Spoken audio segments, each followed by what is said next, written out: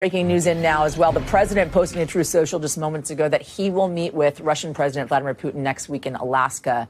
I want to go straight to Vaughn Hilliard, who's standing by for us on this. Listen, potential direct talks.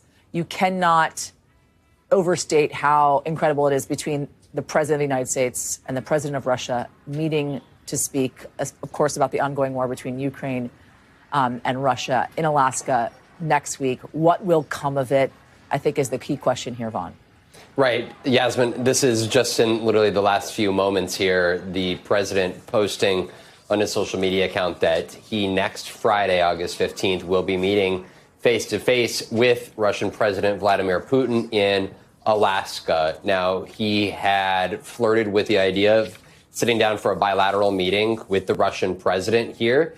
This comes, we should note, today was supposed to be the deadline. There's an idea of a 10-day deadline that he had given Russia to go forward with a ceasefire and effectively bring an end to their aggression against Ukraine. At this hour here, there have been no clear sanctions or tariffs that have been imposed on Russia, but instead the president saying that he will go and meet with Putin, notably, whose name is not in that social media post, Volodymyr Zelensky, the Ukrainian president. And we know that the Ukrainians had wanted to ensure that they, as part of any negotiation, were also had a seat at the table, that there would be no side agreement between the American president and the Russian president. So there's a lot of questions here over the next 7 days before that meeting. So clear this up for me. If you have the answer, if you don't have the answer, I should say, just say it. But my understanding is Volodymyr Zelensky did want a seat at that table. It was Russian President Vladimir Putin who said, no, I'm not speaking directly to Volodymyr Zelensky. And then the follow-up is, listen, this is following the meeting between Middle East envoy Steve Witkoff on Wednesday, I believe, or Thursday. Right. The days get mixed up with all that's developing.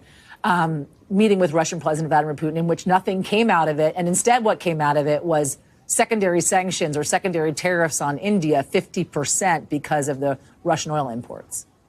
Correct. And so that is where we heard from the president threaten what was not just 50% tariffs, but at least 100%. There were some senators, bipartisan piece of legislation that would have increased those tariffs, secondary tariffs on the likes of China and Russia, China and India, countries that import Russian oil and gas, upwards of 500%. And so we are still far off from that sort of action here from the building behind me. But this is a moment where it is not clear exactly what the president is going to come to the table with, that Russia has not already heard as a proposal from the United States. Earlier this afternoon, inside of the White House, the president mentioned a swapping of land, effectively acknowledging that they will seek to likely have Ukraine cede some of the territory that Russia has already secured.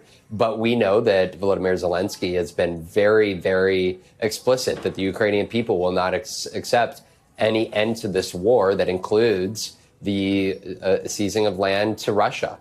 This, of course, now is ever since the annexing of Crimea 11 years ago. This has been for the Ukrainians a fight that they have endured on.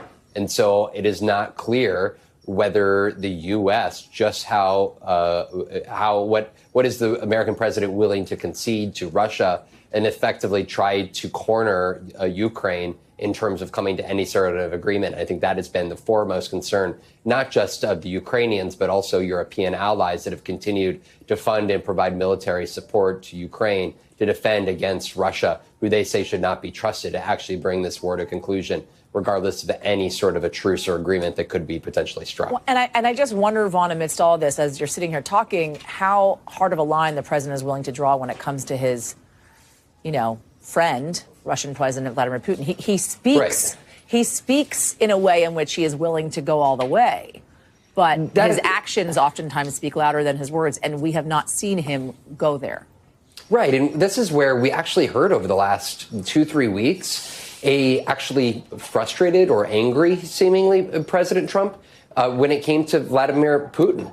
And he, just 1 week ago, said that he ordered the deployment of 2 nuclear submarines into the region after he went in an exchange, along with Lindsey Graham, with the number 2 of the Russian Security Council, the former